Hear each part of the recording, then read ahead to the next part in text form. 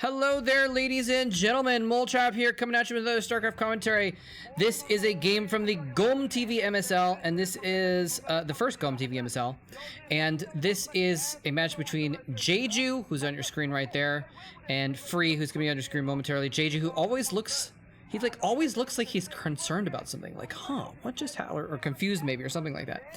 Anyway, this is from the from the MSL Top 100 series. This is number 93. And if you're watching these in the order that they come out on my channel, I think this is a little bit out of order. We just watched a Jeju ZVP game against Jajong the other day in order of publishing, but I think this technically came out, I think this is higher on the list in numbers than the other one. So if you happen to be watching this in a playlist later, see, Jeju looks so concerned by his 4 drones. It's not much to be concerned about yet. Anyway, if you're watching this in numerical order, then it'll be the opposite direction. Anyway, regardless, it doesn't matter too much. Jeju versus Free, aka Pretty. I don't remember what ID he was using at the top of this game, but he goes by both sometimes. But I just call him Free just because it's kind of what I know him by. It's his more well-known ID, I guess. He's gonna be the purple Protoss. Jeju's gonna be the brown Zerg. Yellow. It's kind of orange brown Zerg, I guess. It looks brown to me, but on the top of the overlay from GomTV, I'm sorry, from MSL, it looks like it's yellow or orange or something. Anyway, yeah, should be a fun match. I think these two guys are probably around the same level. Maybe actually Jeju. This is in end of 2006. Jeju. Well, he was a player that was really, really strong a couple years before this. So he might be kind of on his way out right now. Free is sort of on his way up. Free is actually a pretty old school player. He started playing at a high level in, I think, 2005, maybe even 2004, but definitely 2005, 6. And he didn't really get, well, he never really got super far. He never came within striking distance of winning a championship or anything like that, but he was always a force to be reckoned with. He was considered to be one of the 6 dragons of the late Kespa era.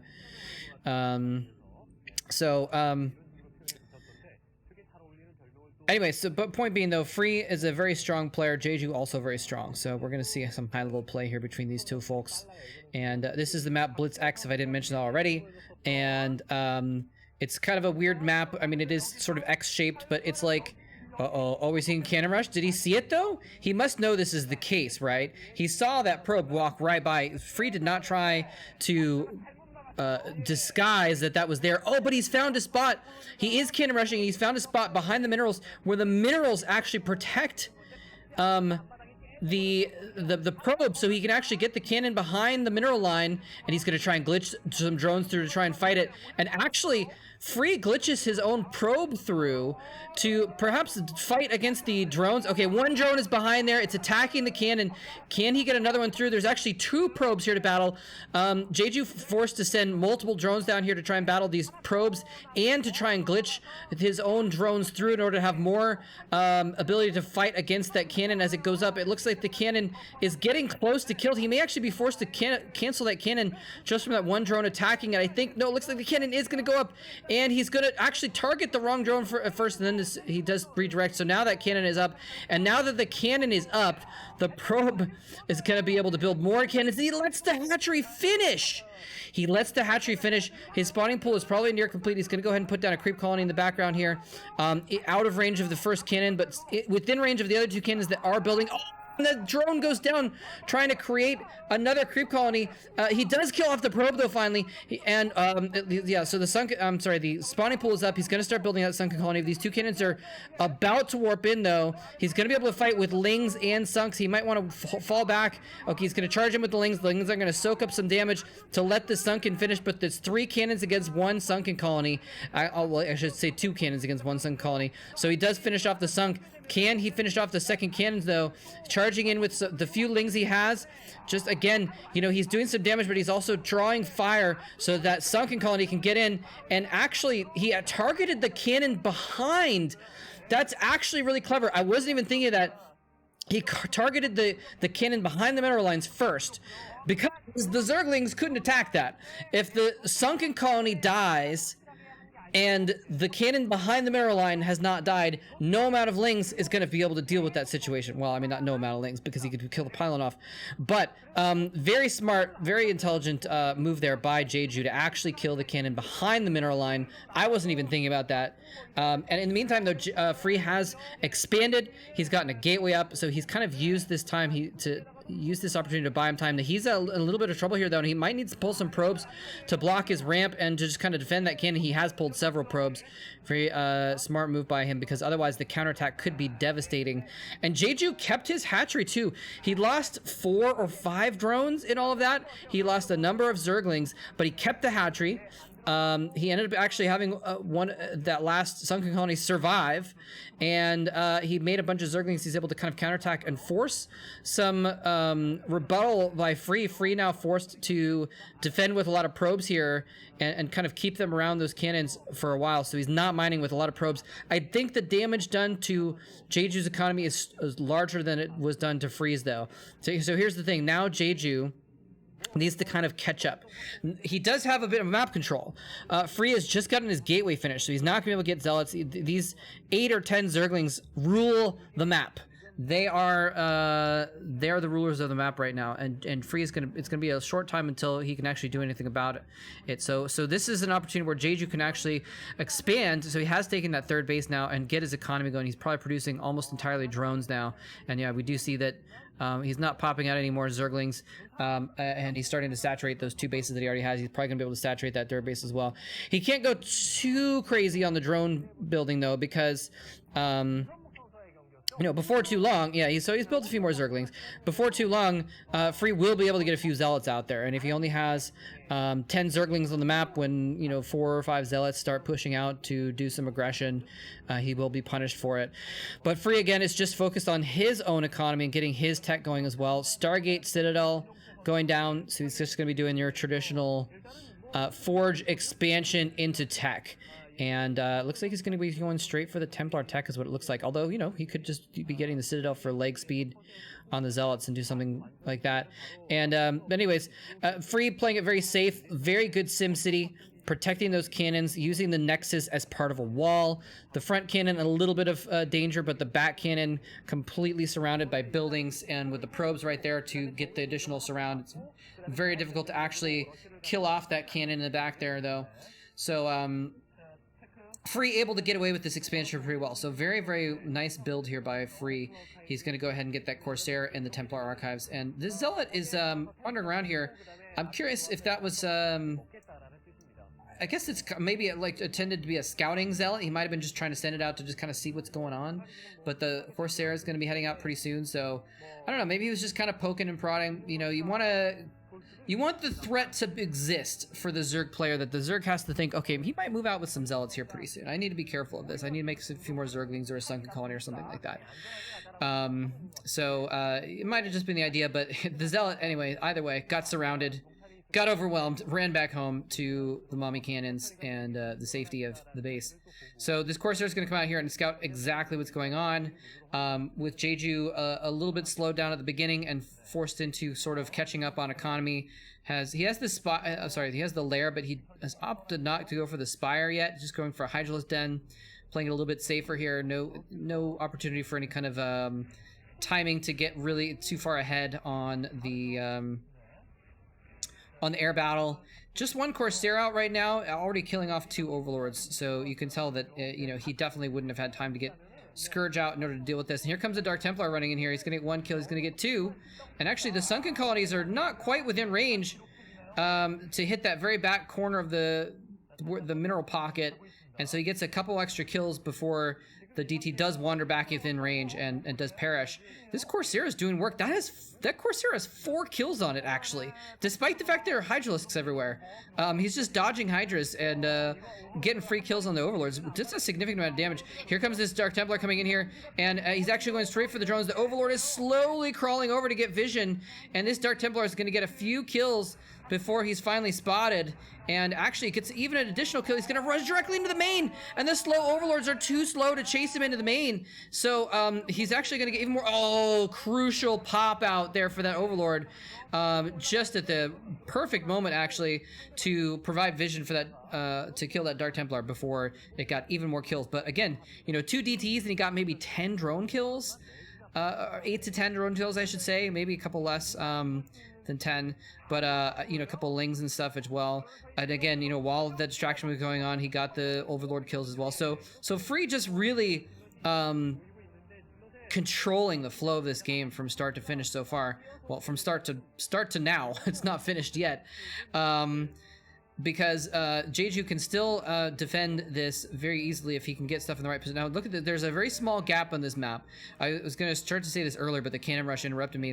That there's kind of like it's a symmetrical map, and there's kind of a line going down the middle, and then there's kind of different routes. There's a route going through the middle, right where these units are, but there's also a route where you can go through through sort of the bottom middle, where you can kind of see it's been explored on the minimap, and then on the very bottom there's another lane. So there's kind of like 3 horizontal lanes on this map. And so this is what I was thinking is, yeah, if you can protect that that small choke point, it means that it's such a far distance for the Protoss to go all the way around to attack you.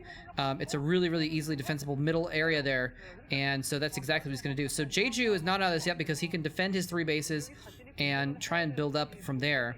Free also getting a 3rd base in the middle though. So I think that's probably worse for the Zerg to have their bases so close together in that situation. I mean, it's a good spot to try and defend in that middle. It's closer to your natural. The only other expansion is, well, I guess the other expansion that you might take is in the very bottom left. It's pretty far away, so it's hard to reinforce there as the Zerg, but having the Protoss able to build cannons kind of right outside of the door into your 3rd base is not a good situation at all for the Zerg. So that's exactly what Free is doing here. The lurkers in that gap are going to defend for a little while here. Does Free have an observer? I thought I saw it there, but it's hard to tell with the amount of pixels in this old VOD if there's actually observers. Okay, yeah, there's the observatory. So I think I did see an observer there. Okay, I can see it moving now. So he's got vision. He can try and deal with those lurkers, but in the meantime, he's just kind of going ahead and getting his 3rd base up and running. So Free, again, you know, kind of getting ahead in this game, I feel. You know, when it's 3 base versus 3 base, the common concept is that the Protoss is going to be ahead if they're even on bases. And so that's Free kind of taking that base only slightly after Jeju in the middle is a pretty good sign for him. He's actually got his army running around, so he's cannoned up the middle, so it's going to be really difficult to counterattack the middle, and he's running his army around the bottom to get to the natural expansion of Jeju, who's got a very good SimCity set up here, actually. What are those Templar doing? Why were they wandering into enemy territory? Were they rallied funny? That's really strange. I don't know what happened there, but in any case, so Jeju, really nice setup here. He's got lurkers, he's got sunkens, he's got Scourge on hand as well with the overlords, and it looks like Free is going to come into this expansion. I don't think this is going to work very well unless he can actually Scourge the observer. He does get the observer. I don't know if there's another observer there, but if he can keep those lurkers alive, he might be able to hold this off. Actually, Free, with more forces than I thought, is punching through this very quickly compared to what I was expecting, and he's actually punched through the defenses. The Sunkens are still up, but he's run the Zealots into the main, but the Zerglings hatching are going to be able to defend off those Zealots just barely, I think. But a drop going on in the main. Is this actually a real drop? This might even be a fake drop to draw forces back. Sort of a desperate thing. No, is this a real drop? Dropping lurkers, though, right there next to cannons is not going to accomplish very much. He looks like he didn't even try and target the probes there. Free still has a bunch of Zealots alive in his main, and it looks like he's lost the observer, but the Zealots are going for the tech buildings. He actually gets one of the evolution chambers, slowing down the upgrades of Jeju, and he's got a lot of drones here as well. More lurkers are going to finish morphing. They're going to come here to the rescue and eventually, finally, maybe finish off those Zealots. Yeah, finally he's going to get those Zealots eventually, but he's killed so many probes and buildings with those Zealots, which he just kind of ran in there. He just like, oh, well, I've punched a hole in your wall. I'm just going to run my units through into the main base where you don't have sunken colonies, where your lurkers are not situated right now. And it was a very good move by Free. So, you know, Jeju really suffering loss after loss here, and this is really seems to be a very clear... Oh, but Jeju, again, you know, he's fighting back with these lurker drops, being very cheeky, distracting Free. It looks like Free might have lost a few probes at that 3rd base. He did lose some probes at his main base as well, but he's taken a 4th. in the bottom right. Free is ahead in bases in PVZ. And that is not a good situation for the Zerg to have to deal with. So, I mean, this has just been a true snowballing game where Free just was able to get a little bit of an advantage early on with the cannon rush, and was able to use that advantage to get a little bit more of an economic advantage with his expansion. Was able to use that advantage to get enough of an army to do more damage to Jeju, and so he's kind of expanding that advantage over and over again, back and forth. Now this is exactly the kind of thing that he can do to, oh, he's gonna get he does get the observer. Is there another observer there? Or did he just get the last hits on that lurker before it was observed by a different observer? I mean, before the vision went away, I'm not sure. It looked like there might be another observer there, though. But, you know, distracting your opponent with drops like this is a good way to try and get back into the game. You need to do something where you're going to be extremely cost-effective when you're behind. And lurker drops are exactly a way to do it. Look at this. Another cheeky little drop. I mean, this is like he only has a couple Dragoons. He's stopped making Corsairs. He lost the first one somewhere along the way. And so he's got nothing to deal with these Overlords, just kind of running around willy-nilly, dropping Overlords, picking them back up again, dropping them around. So he's actually doing a fair amount of distraction, if not true damage, with these lurk drops, which appear to have finally been polished off. I think he's finally killed off the lurkers that were running around. Free taking a 5th base in the bottom right now. So really just running away with this game, economically speaking. The observer's pointing out the upgrades, which we cannot see at this level of VOD quality, but it looked like it was 1 armor and 2 attack, I think, for the Protoss army. And remember, the Zerg lost, Jeju lost one of his evolution chambers, so he's going to be behind in upgrades as well. So you know, it might not be too big of a deal to note the upgrades, except for the fact that you know, Free is going to be getting farther ahead with those upgrades. Free has at least been forced to spend Psy Storms on individual lurkers, and so, you know, it's cost effective because you don't lose the unit. You can make an Archon, but it's not as cost effective as storming like a clump of Hydras or a dozen Zerglings. So that's maybe one way that Jeju can kind of get back into this game, but at the same time, he's trading units for energy, so it's really not optimal. Now, we do see the Greater Spire is finished that we saw earlier. I didn't note it, but I was kind of waiting to see what was going on here. He does have the Greater Spire. He's morphing some Guardians, most likely, here. And, you know, is this going to be a way for him to get back into the game? Probably not, because Psystorm, but we'll see. He doesn't have any air units, so it is possible that he'll be able to pull something. Look at how many High Templar he has. And now, if Free blunders a little bit here and charges in, there's a Psystorm hitting 3 of the Guardians. A second storm hits 2 of them and finishes 1 off, and a third storm finishes the 3rd off. So 3 storms for 3 Guardians, all dead. 1 cannon is the only casualty on Free's side of the equation. So Greater Spire and 3 Guardians, 1,000,000 gas for 1 cannon. Not the best trade at all. And he's again clumping up his Guardians here. This is almost deja vu. Guardians in the same orientation. Oh, almost got out of the storm there. But yeah, he really needs to spread out his Guardians here. I mean, it's better to focus fire with them if they're clumped together, but look, he's just taking so much damage with the storms. A little surprised Free isn't making some Corsairs at this point also. Jeju, now with his traditional concerned look, has cause for being concerned in this situation. I believe this is the loser's match of this group stage, of this group, so I think that if Jeju loses this game, he's out of the MSL, but I'm not completely certain. I saw it, that was like 15 minutes ago when I was starting this commentary. Who knows what was going on back then? My memory is not very long. Anyway, Free, again, just kind of running. I mean, look at this. Jeju still doesn't even have a 4th base, I don't think. He's just struggling to kind of make stuff happen with kind of cheeky attempts at using, you know, lurker drops or Guardians or what have you, but I mean, he could demolish one of Free's bases. Like, Free could abandon his base and let 1 Guardian pick it off, and I think the game would still be Free's to win.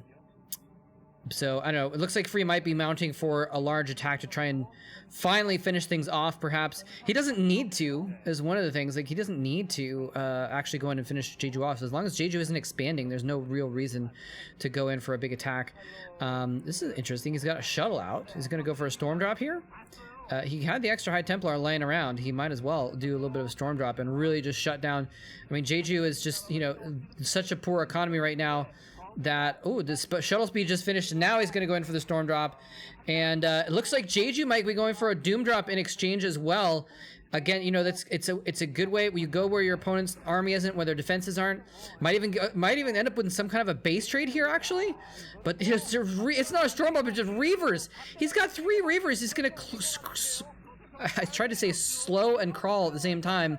Messed up both words, so I ended up saying... so apologies for that, but I'm just gonna slow crawl these lurkers in onto these Sunkens and what have you. Okay, here's the desperate counterattack. Jeju is going to lose his expansion, even though there's a Dark Swarm there. The Reavers, the Zealots, the Archons don't really care that much. So this is Jeju's last-ditch, desperate attempt at going in for a counterattack to try and do a base trade scenario. The Storms are hitting home, though. The cannons can't hit under the Dark Swarm, but the Storms are killing everything anyways. And Free has demolished Jeju's entire natural expansion in the same amount of time it took for Jeju to kill almost nothing in his main, a few cannons and pylons and what have you. So Free takes the game, and I mean, it was exciting. There a lot of fun stuff happened there. We got to see some Guardians and a ZVP. We got to see lurker drops being very cool and cute around the map. But again, you know, it just felt like Free really just had control of that game all the way through from the very start, and it just started off with that early cannon rush, which was just very cool and very well executed. Very, you know, it's kind of cheesy in a way, but it's also just perfectly designed for this map. You know, let's see if we can get kind of back here and check this out.